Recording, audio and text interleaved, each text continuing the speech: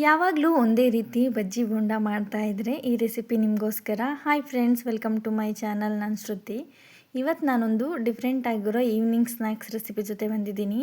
ಇದು ಒಂಥರ ಬೋಂಡ ಥರನೇ ಅಂತ ಅನ್ಬೋದು, ಆದರೆ ನಾರ್ಮಲ್ ಬೋಂಡ ಥರ ಅಲ್ಲ. ಮನೇಲೇ ಇರೋ ಬೇಸಿಕ್ ಇಂಗ್ರೀಡಿಯೆಂಟ್ಸ್ನ ಯೂಸ್ ಮಾಡಿಕೊಂಡು ಮಾಡ್ಕೊಳ್ಳೋ ಅಂಥ ಸ್ನ್ಯಾಕ್ಸ್ ಇದು. ಇದನ್ನು ಮಾಡ್ಕೊಳ್ಳೋದಕ್ಕೆ ಮೊದಲಿಗೆ ಒಂದು ಬೌಲಲ್ಲಿ ನಾನು ಅಕ್ಕಿ ಹಿಟ್ಟನ್ನ ತೊಗೊಂಡಿದ್ದೀನಿ. ಯಾವ ಬೌಲಲ್ಲಿ ಅಕ್ಕಿ ಹಿಟ್ಟನ್ನ ಹಾಕ್ಕೊಂಡಿದ್ದೆ ಅದರಲ್ಲಿ ಅರ್ಧದಷ್ಟು ಮೊಸರನ್ನ ತೊಗೊಂಡಿದ್ದೀನಿ. ಇದೆರಡನ್ನೂ ಒಂದು ಸಲ ಮಿಕ್ಸ್ ಮಾಡ್ಕೊಬೇಕು. ಮೊದಲಿಗೆ ನೀರನ್ನ ಹಾಕಬೇಡಿ, ನೀರನ್ನ ಹಾಕದೆ ಅಕ್ಕಿ ಹಿಟ್ಟು ಮತ್ತು ಮೊಸರನ್ನ ಮಿಕ್ಸ್ ಮಾಡಬೇಕು. ನೆಕ್ಸ್ಟ್ ಇದಕ್ಕೆ ಸ್ವಲ್ಪನೇ ನೀರು ಹಾಕ್ಕೊಂಡು ಇದನ್ನು ಮಿಕ್ಸ್ ಮಾಡಬೇಕು.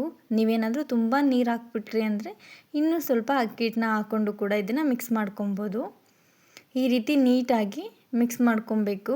ಇಡ್ಲಿ ಬ್ಯಾಟರ್ ಇರುತ್ತಲ್ಲ, ಆ ಲೆವೆಲ್ಗೆ ಇದನ್ನು ಮಿಕ್ಸ್ ಮಾಡ್ಕೊಬೇಕು. ನೆಕ್ಸ್ಟ್ ಇದಕ್ಕೆ ನಾನು 1 ಸ್ಪೂನಷ್ಟು ಜೀರಿಗೆನ ಹಾಕ್ತಿದ್ದೀನಿ.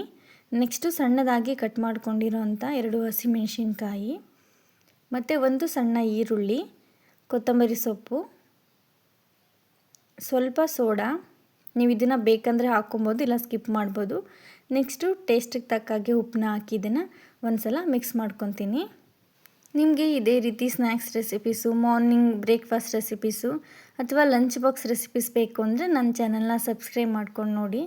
ಎಲ್ಲನೂ ಹಾಕಿ ಚೆನ್ನಾಗಿ ಮಿಕ್ಸ್ ಮಾಡಾದಮೇಲೆ ಎಣ್ಣೆನ ಕಾಯೋಕ್ಕಿಟ್ಟು ಸ್ವಲ್ಪನೇ ತೆಗೆದು ಬಿಡಬೇಕು. 1 ಸ್ಪೂನಲ್ಲಿ ಕೂಡ ನೀವು ಇದನ್ನು ಬಿಡ್ಬೋದು.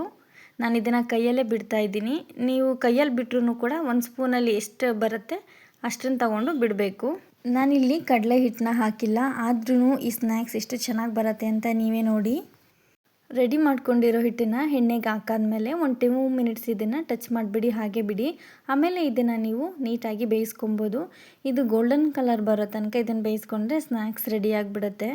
ತುಂಬಾ ಕಡಿಮೆ ಪದಾರ್ಥ ಹಾಕಿದ್ದೀನಿ, ನೀವೇ ನೋಡಿದ್ದೀರಾ. ಎಣ್ಣೆಯಲ್ಲಿ ನೊರೆ ಎಲ್ಲ ಕಡಿಮೆ ಆಗೋ ತನಕ ಇದನ್ನು ಬೇಯಿಸ್ಕೊಂಡ್ರೆ ಇದು ರೆಡಿ ಆಗಿಬಿಡುತ್ತೆ. ನೋಡಿ, ಎಣ್ಣೆಯಲ್ಲಿ ನೊರೆ ಎಲ್ಲ ಕಡಿಮೆ ಆಗಿದೆ. ಇದನ್ನು ಹೀಗೆ ಎಣ್ಣೆಯಿಂದ ತೆಗಿತಾ ಇದ್ದೀನಿ. ಮಾಡೋಕ್ಕೆ ಎಷ್ಟು ಸಿಂಪಲ್ಲು, ಟೇಸ್ಟು ಕೂಡ ಅಷ್ಟು ಚೆನ್ನಾಗಿರುತ್ತೆ. ನೋಡಿ, ಸ್ನ್ಯಾಕ್ಸ್ ಎಷ್ಟು ಕಲರಾಗಿ ಬಂದಿದೆ.